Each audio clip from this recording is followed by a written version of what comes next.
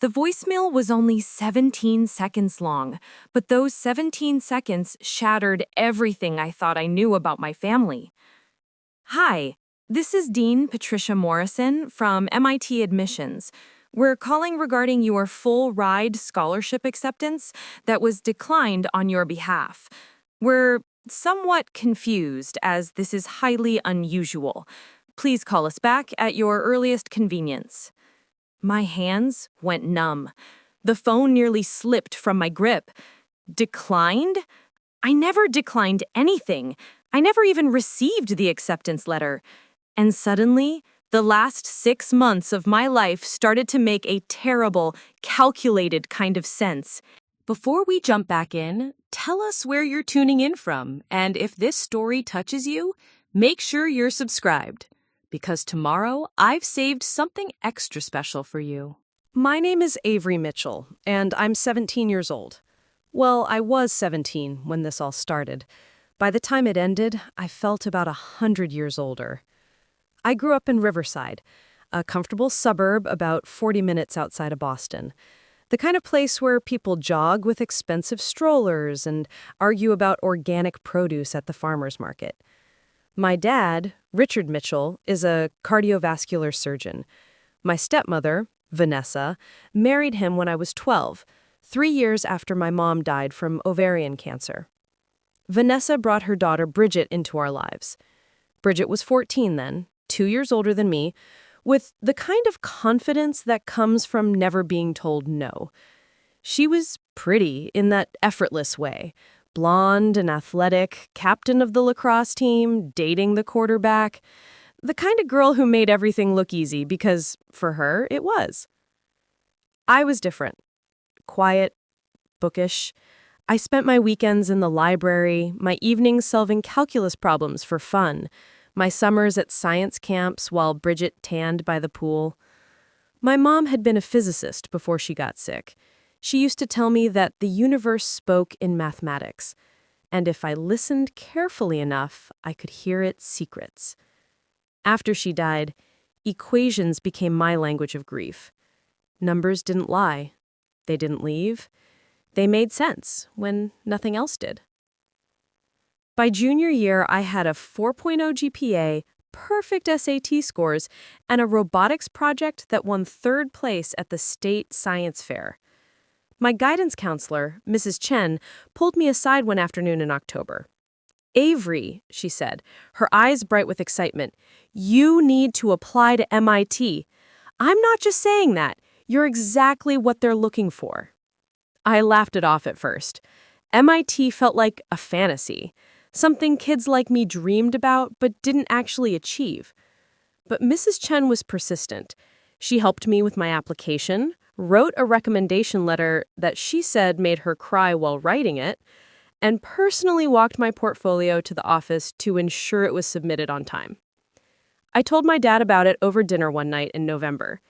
He looked up from his plate, surprised. "MIT? That's ambitious, sweetheart. But hey, why not? You've always been brilliant." Vanessa smiled, but it didn't reach her eyes. "That's wonderful, Avery. Though, there are excellent state schools, too. Much more affordable." I shrugged it off then. Vanessa always had opinions about everything. The months crawled by. December came and went. January brought snow and silence. By March, I'd been accepted to 3 state universities with partial scholarships. Good schools, respectable schools, but not MIT, not my dream. Every day I checked the mailbox, my heart hammering. Every day, nothing. Then came that Tuesday in April. I was at school, sitting in AP Physics, when my phone buzzed in my pocket. I glanced down, expecting a text from my friend Lauren. Instead, it was a voicemail notification from a 617 area code. Boston. My stomach flipped. I waited until the class ended, then practically sprinted to the bathroom, locked myself in a stall, and played the message. Dean Morrison's voice was professional, measured, but I could hear the confusion threading through her words. "Declined on your behalf." The phrase echoed in my skull like an alarm. I played it again, and again. Each time, the words grew sharper, more impossible. I called back immediately, my fingers shaking so hard I misdialed twice. When the receptionist finally connected me to the admissions office, I could barely get the words out. "This is Avery Mitchell. Dean Morrison called me about a declined scholarship." There was a pause, the sound of typing. "Yes, Miss Mitchell. We sent your acceptance letter and full ride scholarship offer to your home address on March 15th. We received a formal declination via email on March 22nd, citing personal circumstances and a decision to attend a state university instead. The email came from the contact address on your application." My contact address. My email. Except I never sent that email. I never received that letter. "Can you tell me what address you sent the letter to?" I asked, my voice barely above a whisper. She read it back. My home address. Correct down to the zip code. And the email that declined it? It came from avery.mitchell.2024@gmail.com. My email. The one I'd used for all my applications. But I never sent that email. Someone else did.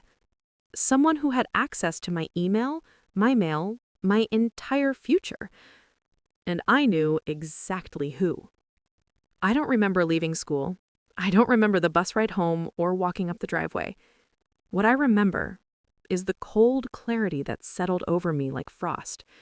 The way everything suddenly clicked into horrible focus. The way Vanessa had been so insistent about state schools being more practical. The way she'd offered to help me organize my college documents back in February, saying I seemed stressed. The way I'd given her my email password when my laptop broke and I needed to access an application deadline from her computer. The way she smiled when I told her I hadn't heard from MIT yet. A smile that now felt like a knife sliding between my ribs. I walked into the house. It was quiet. The kind of quiet that feels like held breath. Vanessa was in the kitchen, chopping vegetables for dinner, humming softly to herself. She looked up when I entered, her expression pleasant, unbothered. "Oh, hi, honey. You're home early. Everything okay?" I stood in the doorway, phone clutched in my hand, and asked the question that would split my life into before and after. "Did you decline my MIT acceptance?" Her hand froze mid-chop. Just for a second. Just long enough. Then she set down the knife and turned to me, her face arranged into perfect concern. "What are you talking about, Avery?" But I saw it. The flicker. The calculation behind her eyes. And I knew. I knew with the same certainty I knew that gravity pulled at 9.8 meters per second squared, that the speed of light was constant, that numbers never lied. My stepmother had stolen my future, and she thought she'd gotten away with it. Preparing and narrating this story took us a lot of time, so if you are enjoying it, subscribe to our channel. It means a lot to us. Now, back to the story. "I received a voicemail today," I said, my voice steady despite the earthquake inside my chest. "From Dean Morrison and MIT. She said my full ride scholarship was declined on my behalf, via email, from my account." Vanessa's face remained perfectly composed, but her knuckles whitened around the edge of the counter. "That's strange. Maybe it's a mistake. You know how these administrative offices can be. Perhaps someone—" "March 22nd. That's when the email was sent. You remember March 22nd, don't you? That was the day you took me to lunch. You said we needed bonding time, just us. You left your phone at the restaurant and asked to borrow mine to call Dad. You had it for almost 20 minutes. The silence stretched between us like a wire pulled taut. Somewhere in the neighborhood, a dog barked. The refrigerator hummed. Normal sounds in a moment that was anything but normal. "Avery, I think you're confused. Stop lying." The words came out harder than I intended, sharp enough to cut through her practiced calm. "I know you did it. What I don't know is why." Her expression shifted then, the mask of concern sliding away to reveal something colder underneath. She picked up her wine glass, took a slow sip, and when she set it down, her voice had lost all its artificial warmth. You really want to know why? Fine. Because Bridget worked her entire high school career to maintain her grades, to excel at lacrosse, to be the kind of well-rounded student that colleges actually want, not just some robot who's good at math. She applied to 7 universities and got accepted to 6. Do you know where she wants to go? Boston University. Do you know how much that costs? $68,000 a year. My blood ran cold. So you sabotaged me. I made a practical decision, she corrected, her tone clinical. You had 3 perfectly good state school options with partial scholarships. Universities that would cost your father a fraction of what BU costs.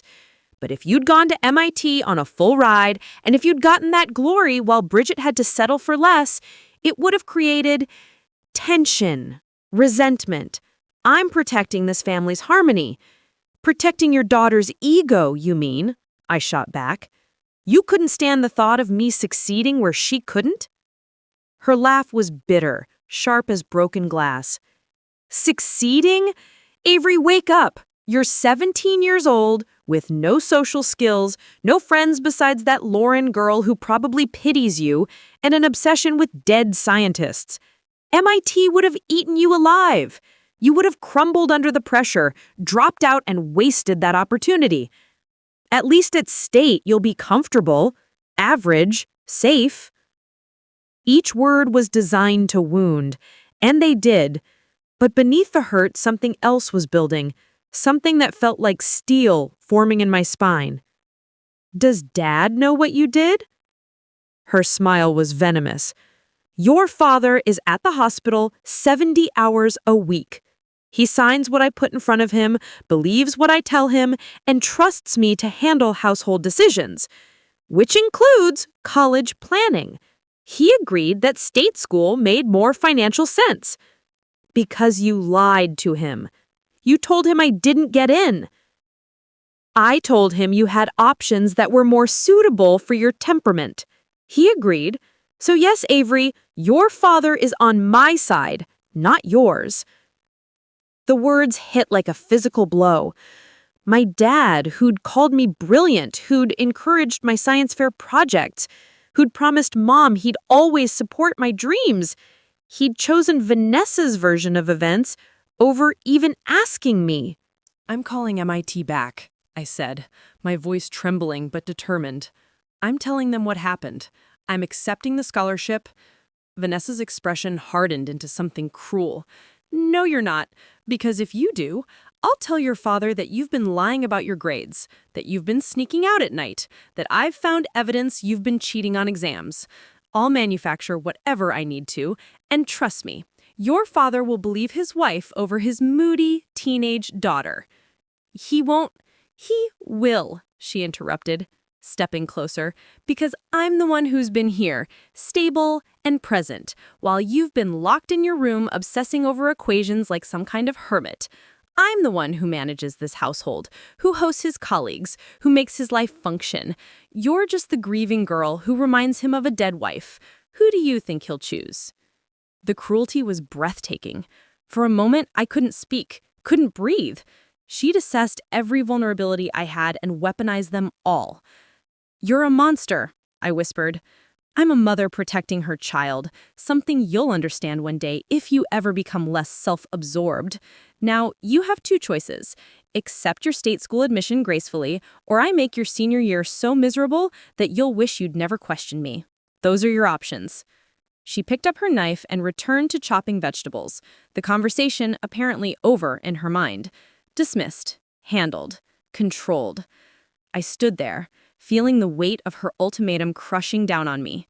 She had all the power, access to my father, control of the household, the ability to manipulate the narrative. What did I have?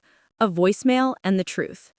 But as I walked out of that kitchen and up to my room, as I closed the door and pressed my back against it, sliding down to sit on the floor, I realized something Vanessa had miscalculated. She'd underestimated me. She'd seen a quiet, grieving girl with no fight in her. She hadn't seen the part of me that inherited my mother's steel, the part that had survived grief by learning that problems always have solutions. You just have to find the right equation. I pulled out my phone and opened a new note. At the top, I typed, evidence. Then I started writing. Every detail of our conversation, every admission she'd made, every threat she had issued. Dates, times, exact words. Because if Vanessa wanted to play games with my future, she was about to learn something crucial. I'd been trained by mathematics to think 10 steps ahead, and in the game she'd started, I was already calculating her downfall. The monster in my house had made her first mistake. She'd told me the truth. Now I just needed to prove it.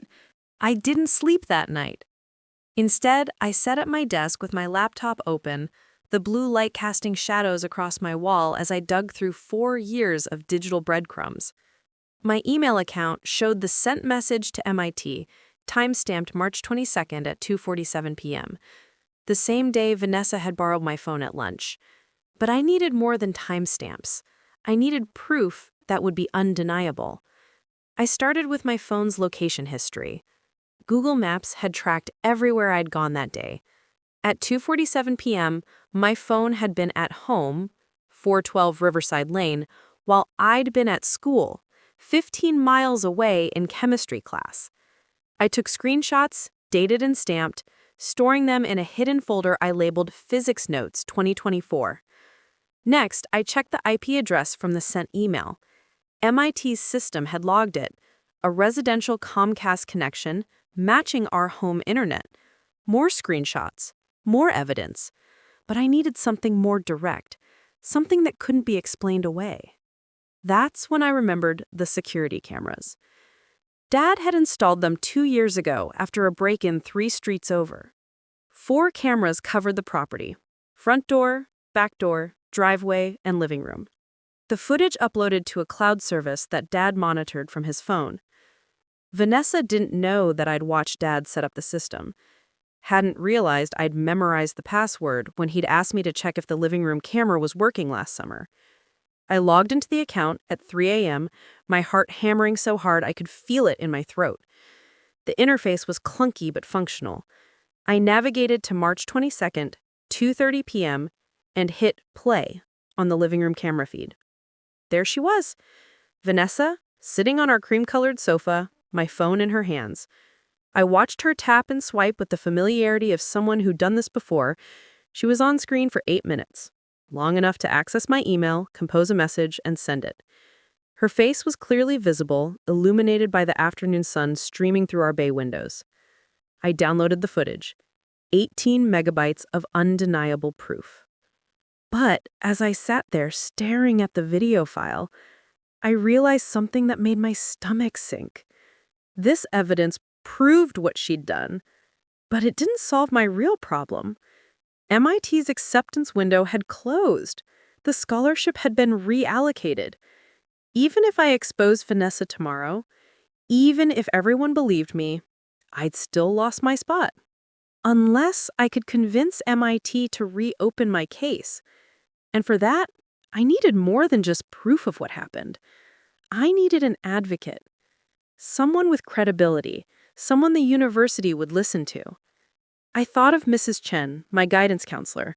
She'd fought for me before, believed in me when I didn't believe in myself. But a guidance counselor's word, even a passionate one, might not be enough to reverse a university's decision. Then I remembered something my mom used to say.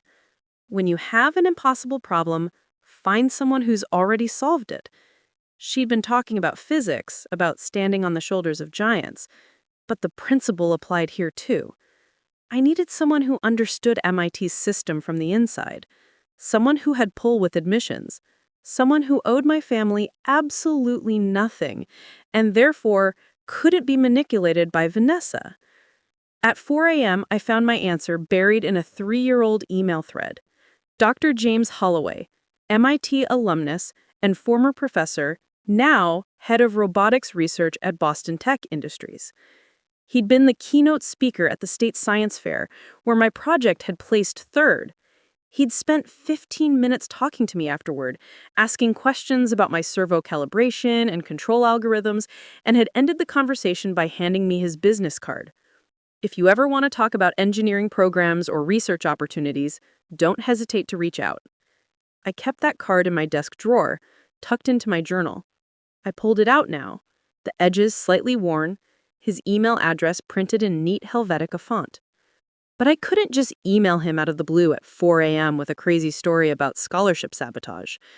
I needed to approach this strategically, professionally. I needed to present myself as someone worth fighting for, not just a victim begging for help. I spent the next hour crafting an email. I kept it concise, factual, leading with my academic credentials and the robotics project he'd remember. Only in the third paragraph did I explain what had happened, attaching the security footage, the email metadata, and my phone's location history. I ended with a single question. Given your experience with MIT's admissions process, do you believe this situation is recoverable? I read it 17 times before I finally hit send at 5:23 a.m. Then I showered, dressed for school, and went downstairs to face another day of pretending everything was normal.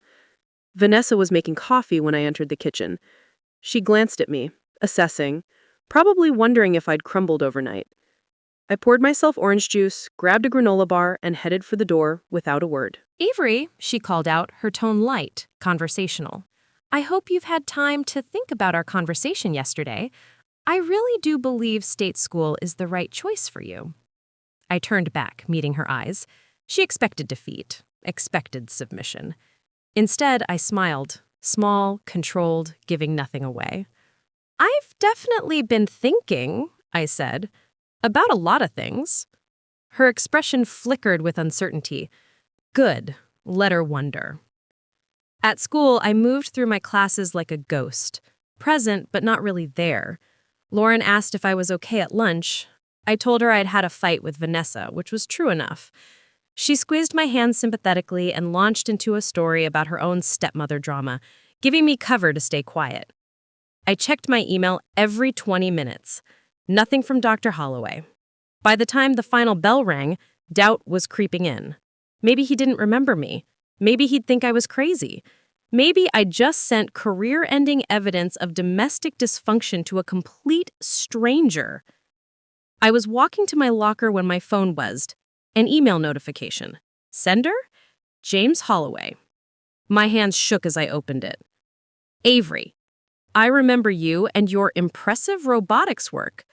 What you've described is deeply concerning and, frankly, unacceptable. I've reviewed your evidence and believe you have a strong case. I have a contact in MIT's Office of Student Affairs who handles special circumstances. Would you be available for a call this evening at 7 p.m.? I'd like to discuss strategy. JH. I read it 3 times to make sure it was real. Then I ducked into the nearest bathroom, locked myself in a stall, and let myself cry. Not from sadness this time, but from relief so profound it felt like sunlight breaking through storm clouds. Someone believed me. Someone with power and connections believed me.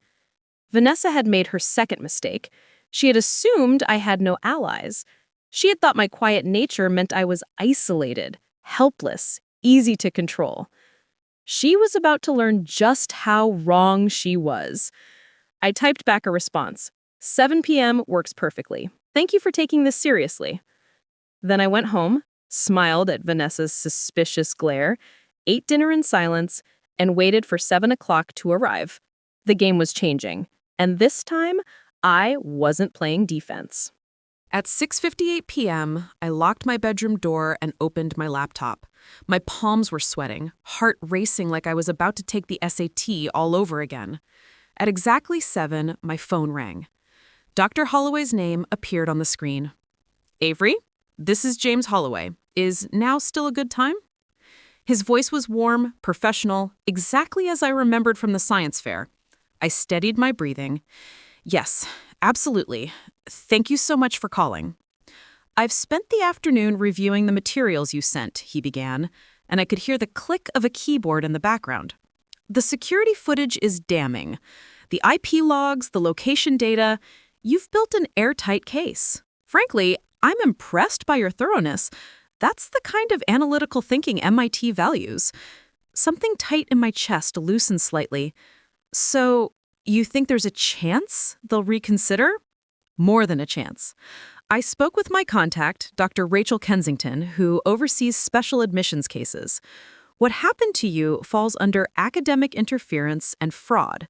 MIT takes that extremely seriously, especially when it involves a full-ride scholarship recipient. Here's what we're going to do. I grabbed a pen, flipping open my notebook.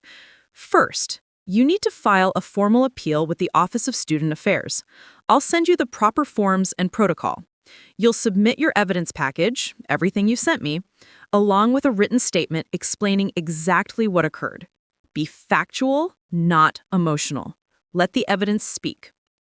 Okay, I said, writing furiously. What else? Second, I'm writing a letter of support on your behalf. I'll speak to your academic credentials, our interaction at the science fair, and my professional opinion that you're precisely the caliber of student MIT should be fighting to enroll. Dr. Kensington will review it alongside your appeal. My hand was shaking so hard I could barely write. Dr. Holloway, I don't know how to thank you, he interrupted gently. Thank me by getting into MIT and doing extraordinary things. That's all the thanks I need. But Avery, I have to ask, what's your home situation right now? Are you safe? The question caught me off guard. Safe. Was I? Vanessa hadn't physically hurt me, but the psychological warfare, the threats, the casual cruelty? I'm okay, I said carefully. My stepmother doesn't know I'm pursuing this yet. My dad, he's not really aware of what's happening. There was a long pause. That concerns me. When MIT's investigation begins, and it will begin, probably within the week, your stepmother will realize you didn't back down. Her reaction could be volatile. Do you have someone who can support you through this? An adult you trust? I thought of my dad, buried in his hospital shifts, signing whatever Vanessa put in front of him. I thought of my teachers, well-meaning but ultimately powerless in family matters. The only person who'd ever truly had my back was my mom, and she was gone. My guidance counselor, Mrs. Chen, she wrote my MIT recommendation letter. She knows me. Good. Loop her in immediately. Show her what you've shown me. You'll need an advocate at school, especially if the situation escalates. And Avery, his tone shifted, becoming more serious. Document everything from this point forward. Every conversation with your stepmother, every threat, every interaction. If she retaliates, you'll need that documentation. I will, I promised. One more thing. MIT's appeals process typically takes 2 to 3 weeks. During that time, you need to maintain your grades, keep your head down, and resist any urge to confront your stepmother again. I know that's difficult, but emotional outbursts will only complicate your case. Can you do that? Could I live in the same house as Vanessa? Eat meals across from her? Pretend everything was fine while building the case that would expose her? It felt impossible. But then again, MIT had felt impossible too. Yes, I said. I can do that. Excellent. I'll have Dr. Kensington's direct contact information and the appeal form sent to you within the hour. You'll file everything by Friday, which gives MIT time to review before their semester planning deadline. Avery, I can't promise this will work. University bureaucracy is complicated, and there are no guarantees. But you deserve to have your case heard, and I'm going to make damn sure that happens. My throat tightened with gratitude. Why are you helping me? You barely know me. He was quiet for a moment. When he spoke again, his voice carried a weight I hadn't heard before. 23 years ago, I was a first-generation college student who'd earned a full scholarship to MIT. A week before orientation, my father had a stroke. My mother begged me to stay home to attend community college instead so I could help with medical bills. She even called MIT and tried to withdraw my acceptance. I stopped breathing. A professor at my high school found out and went to war for me. He called MIT directly, explained the situation, and helped me secure emergency family support services. Because of him, I went to MIT. I graduated top of my class. I built a career I love. And I made a promise that if I ever had the chance to be that professor for someone else, I would. You're that someone, Avery. So let's win this. By the time we hung up 20 minutes later, I had an action plan, a timeline, and for the first time since hearing Dean Morrison's voicemail, I had hope. I spent the next 2 hours filling out MIT's appeal forms. The statement was the hardest part, explaining what Vanessa had done without sounding vindictive or hysterical. I rewrote it 6 times before I found the right tone. Clear, factual, letting the documented evidence carry the emotional weight. At 10 p.m., I sent the complete package to Dr. Kensington. Then I forwarded everything to Mrs. Chen with a note. I need to talk to you tomorrow. It's urgent. My phone buzzed almost immediately. Mrs. Chen, my office, 7:30 a.m. I'll bring coffee. I smiled despite myself. Then I opened a new document and started what Dr. Holloway had recommended, a daily log. April 17th. Spoke with Dr. Holloway, filed MIT appeal. V doesn't know yet. Quiet at dinner. Dad asked about my day. I said fine. V watched me the whole meal like she was trying to read my thoughts. It felt paranoid writing it all down. But Mom used to say that data was power. The more you collected, the clearer the picture became. I was about to close my laptop when I noticed something odd. My email inbox showed a login from an unrecognized device, an iPhone, different from mine, at 9:47 p.m. tonight, while I was on the phone with Dr. Holloway. Someone had accessed my email recently. My blood turned to ice. I immediately changed my password, enabled two-factor authentication, and checked my sent folder. Nothing new had been sent. My recent emails were untouched. But Vanessa had been in there, looking, checking to see if I'd backed down or if I was planning something. She was watching me just as carefully as I was watching her. I added it to my log. V accessed my email tonight. Changed security settings. She knows something's coming. The game had officially begun, and both of us were playing for keeps. I fell asleep that night with my phone under my pillow and my laptop password protected 6 ways from Sunday. In the morning, I'd talk to Mrs. Chen, I'd fortify my defenses, I'd prepare for whatever Vanessa threw at me next. Because if she thought I'd scare easily, she'd forgotten something important. I was my mother's daughter, and my mother had stared down cancer for 3 years without flinching. Vanessa didn't stand a chance. Mrs. Chen's office smelled like vanilla candles and old books. She was waiting when I arrived at 7:30, 2 cups of coffee steaming on her desk. One glance at my face, and she closed the door behind me. Sit, talk, don't leave anything out. I told her everything. The voicemail, the confrontation, Vanessa's threats, the security footage, Dr. Holloway, the MIT appeal. By the time I finished, her coffee had gone cold, and her expression had transformed from concern to barely contained fury. That woman, Mrs. Chen said slowly, each word deliberate, committed fraud. Educational fraud. Do you understand how serious that is? I could report this to the school board, to the district superintendent. No, I interrupted. Not yet. If this blows up publicly before MIT makes their decision, it could complicate everything. Vanessa will play victim, say I'm a troubled teen, making accusations, and my dad will back her because he always does. I need MIT to validate my case first. Then I'll have institutional support behind me. Mrs. Chen studied me for a long moment. When did you get so strategic? When I realized nobody else was going to fight for me, I said quietly.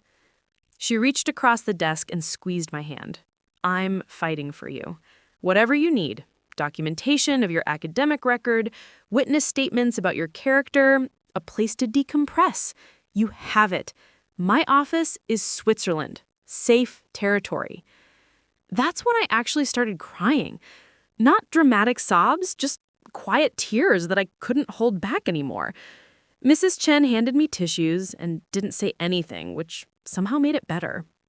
There's something else, I said once I'd composed myself. Vanessa accessed my email last night. She's suspicious. I don't know what she'll do next, but it won't be nothing. Mrs. Chen's jaw tightened. Then we prepare for the worst and hope for the best. I want you checking in with me every day. Text me when you get home from school. If anything feels unsafe, you call me immediately. I don't care if it's 3 a.m. Understood? I nodded. Good. Now let's talk about your academic standing. You cannot afford any slip in your grades right now. MIT will be watching everything. I'm going to speak with your teachers today. Not about the situation, just that you're dealing with family stress and might need some flexibility on deadlines. Okay? Okay. The warning bell rang. Mrs. Chen walked me to the door. Avery, your mother would be so proud of you. The way you're handling this, the intelligence, the courage, that's all her. I made it to first period just as the late bell rang. But as I slid into my seat, I felt steadier than I had in days.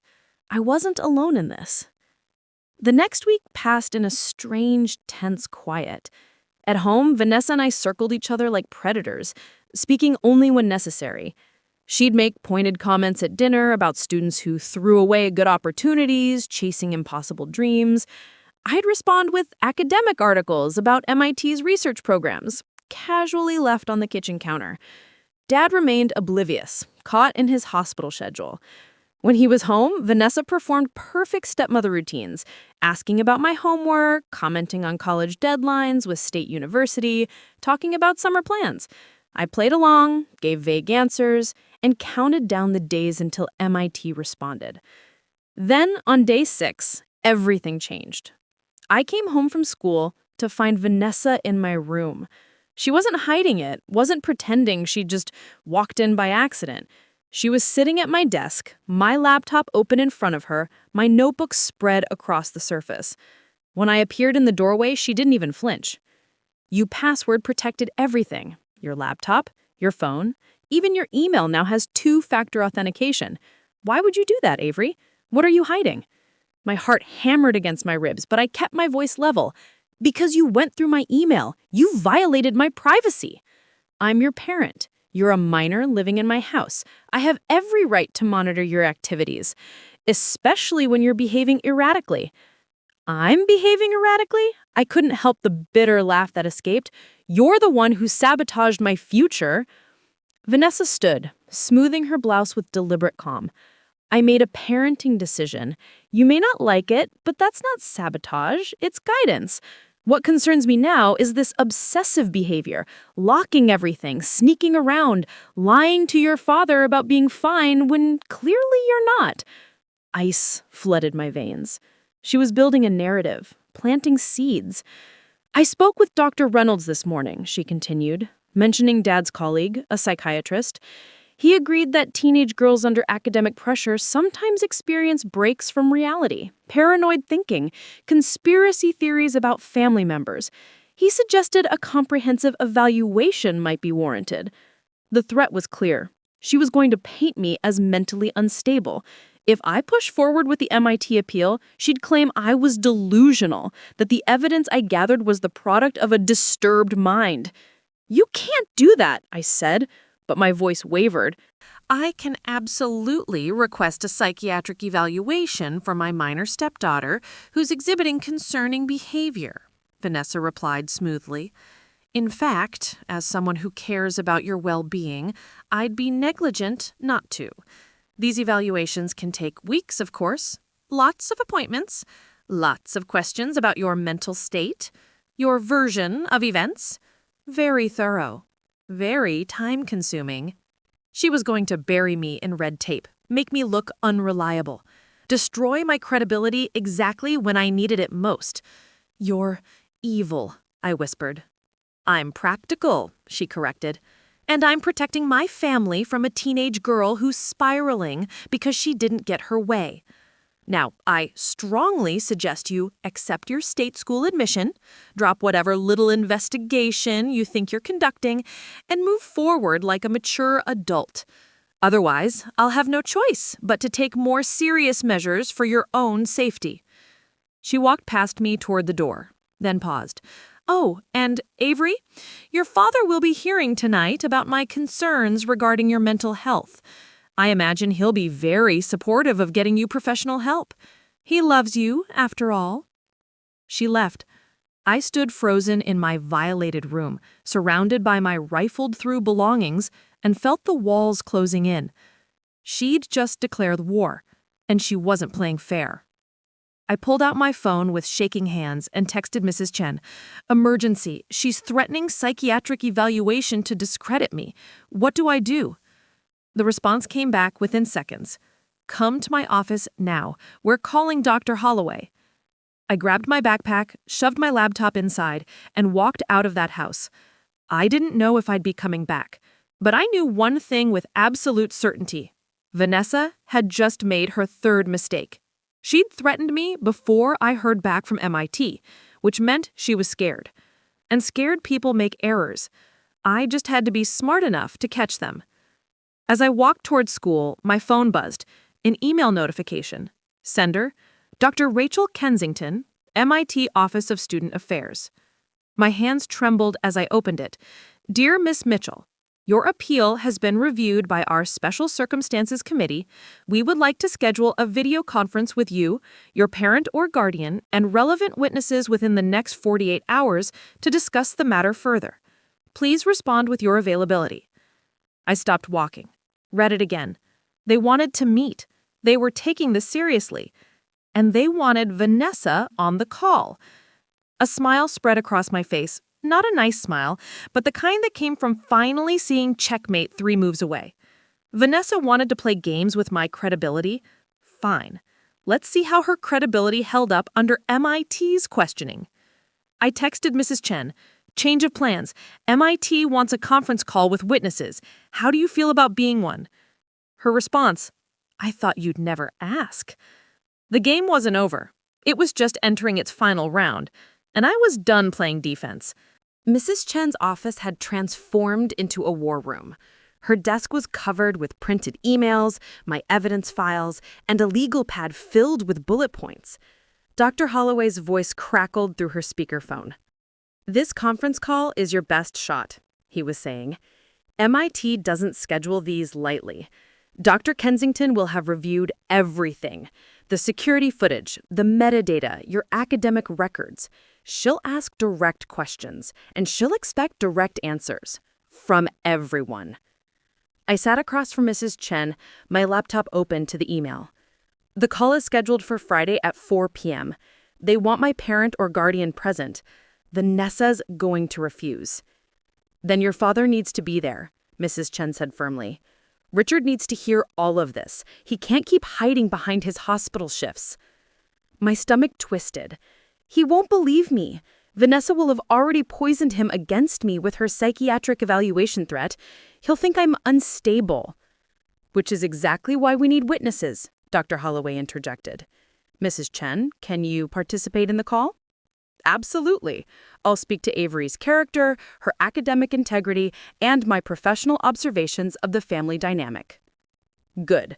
I'll be there too, representing her academic potential and providing institutional perspective." "Avery, here's what's crucial. MIT will ask Vanessa directly about the email. They'll ask if she accessed your account. She has 3 options: admit it, deny it, or refuse to answer. All 3 work in your favor." I leaned forward. "How?" "If she admits it, she's confessed to fraud. If she denies it, you have security footage that proves she's lying. If she refuses to answer, MIT will draw their own conclusions based on the evidence. The key is staying calm and factual. Let her bury herself." Mrs. Chen was already typing. "I'm documenting everything from today forward. Avery came to me immediately after Vanessa's threat. I'm noting timestamps, her emotional state, exact quotes. If Vanessa tries to claim Avery is mentally unstable, I have professional documentation contradicting that narrative." "Perfect," Dr. Holloway said. "One more thing, Avery.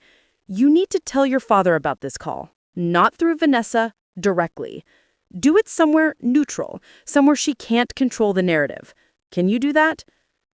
The thought of confronting Dad made my chest tight, but I nodded. His hospital shift ends at 6 p.m. tomorrow. I can meet him in the parking lot. Good. Be direct. Tell him MIT has questions about your declined scholarship and they've requested a family conference. Don't accuse Vanessa yet. Just say there's been confusion that needs clearing up. Gauge his reaction. After we hung up, Mrs. Chen walked me through mock questions MIT might ask. We practiced for an hour until I could answer without my voice shaking, until I could recite dates and details without hesitation. Remember, she said as I packed up to leave, you're not attacking Vanessa. You're just telling the truth. There's nothing more powerful than that. I wanted to believe her, but truth hadn't been powerful enough to stop Vanessa from stealing my future in the first place. The next evening, I waited in the hospital parking lot as the sun set, painting the sky in shades of orange and purple. My dad emerged at 6:07, looking exhausted in his scrubs, his shoulders bent under invisible weight. Avery? He blinked in surprise when he saw me leaning against his car. What are you doing here? Is everything okay? I need to talk to you. Alone. Just 5 minutes.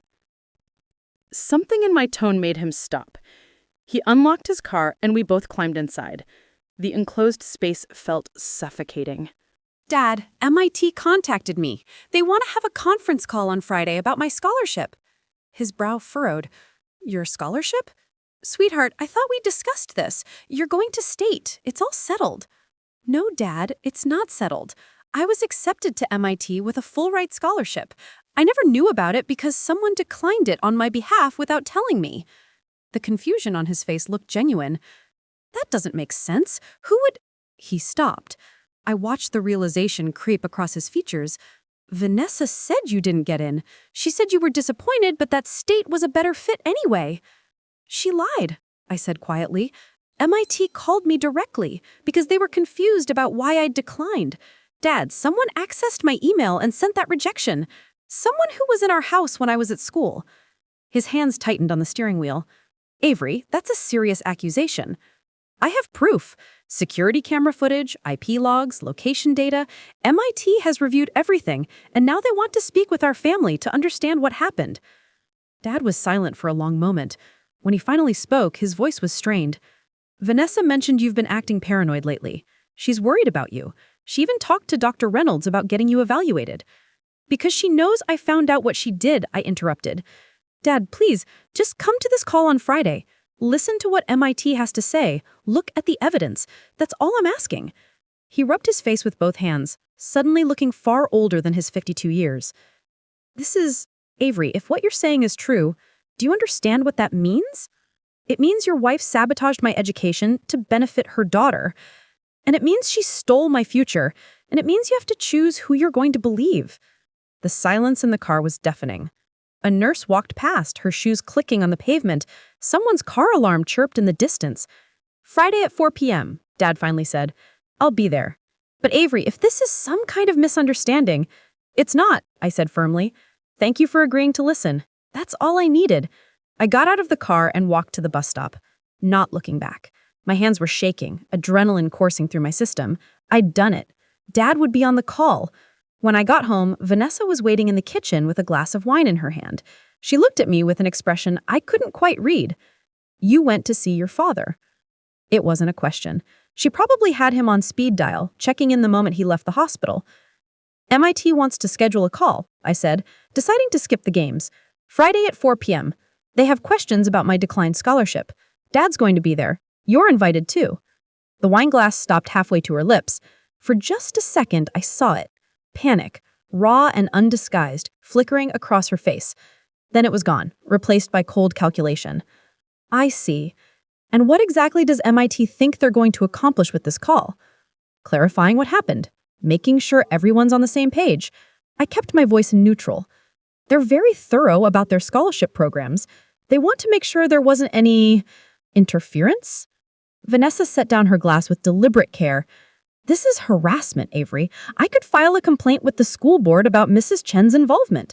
I could speak with MIT about your mental health concerns. You could, I agreed. Or you could just tell the truth on Friday. Answer their questions honestly. If you really did nothing wrong, you have nothing to worry about. Her eyes narrowed to slits. You're playing a very dangerous game. I'm not playing anything, I said. I'm just asking questions. Isn't that what you always told me education was about? Asking questions? I walked past her and up to my room, my heart hammering so hard I thought it might crack my ribs. Behind me, I heard the wine glass shatter against the kitchen floor. I'd rattled her, badly. Friday was in 2 days. 2 days until everything came to a head. 2 days until Vanessa had to sit in front of MIT officials and explain her way out of documented evidence. I opened my laptop and added to my log. April 24th, told Dad about MIT call. He's attending. Informed V she's invited. She's scared. Good. Then I pulled up my email and began drafting talking points for Friday. Every question I anticipated, every answer I needed to deliver clearly and calmly. Because in 48 hours, the truth was going to have its day. And I was going to make sure it spoke loudly enough that no one, not Vanessa, not Dad, not anyone, could ignore it anymore. The endgame had begun. Friday arrived with crystalline clarity. I woke at dawn, showered, dressed in the navy blazer Mom had bought me for debate competitions. Professional, serious, someone MIT would take seriously. At 3:45 p.m., I sat in Mrs. Chen's office, my laptop open and connected to the video conference link MIT had sent. Mrs. Chen was beside me, dressed in a crisp gray suit. Dr. Holloway had called in from his office in Boston, his video square showing him in front of a wall of engineering awards. Dad arrived at 3:52, still in his work clothes, looking uncertain and uncomfortable. He took the seat on my other side without meeting my eyes. At 3:58, Vanessa walked in. She'd chosen her armor carefully. A cream blouse, pearl earrings, hair pulled back in a polished bun. The picture of concerned motherhood. She gave Mrs. Chen a cold look before sitting as far from me as the small office allowed. At exactly 4 p.m., the screen populated with two new faces, Dr. Rachel Kensington, a black woman in her 50s with sharp, intelligent eyes and silver-streaked hair. Beside her, a younger man introduced as Nathan Pierce from MIT's legal counsel. "Thank you all for joining us," Dr. Kensington began, her voice professional but warm. "This is an unusual situation, which is why we've convened today. Miss Mitchell, we received your appeal regarding your declined full-ride scholarship. We've reviewed your submitted evidence extensively. What we're here to determine is the accuracy of that evidence and whether reinstatement is warranted." My mouth was dry, but I nodded. I understand. Let's start with the basic timeline.